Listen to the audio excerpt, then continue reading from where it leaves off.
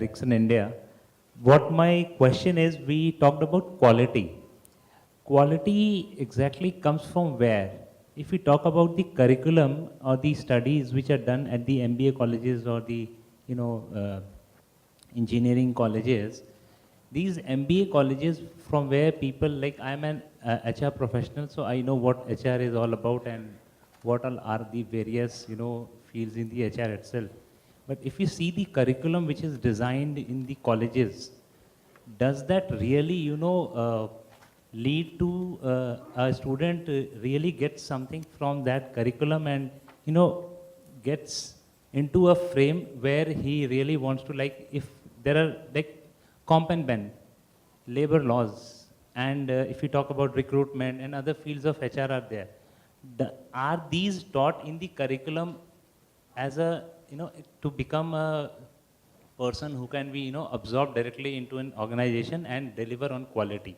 So that gap, I would like to know how can we bridge that? I think a question like that would really cover a large part of what is the curriculum. Very quickly, within I would like to so add upon the point that this gentleman had mentioned, that the skill that we are talking of in the students, we are not giving them experiential learning in the institutions.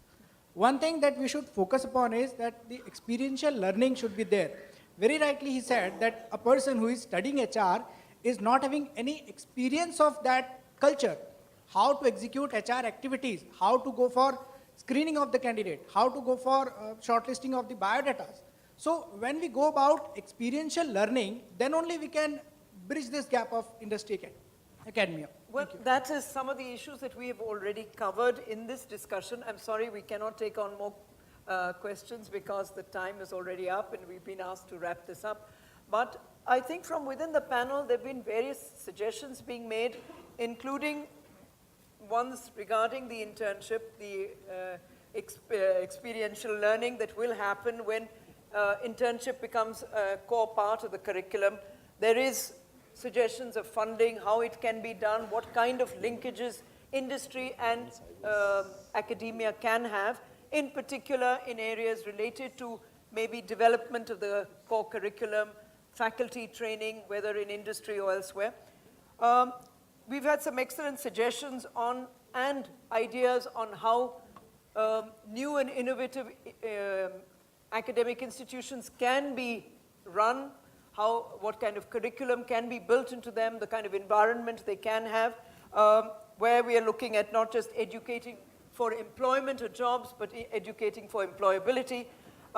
This is a huge question which I don't think there are any very firm solutions we can arrive at. These are all experiments we're looking towards.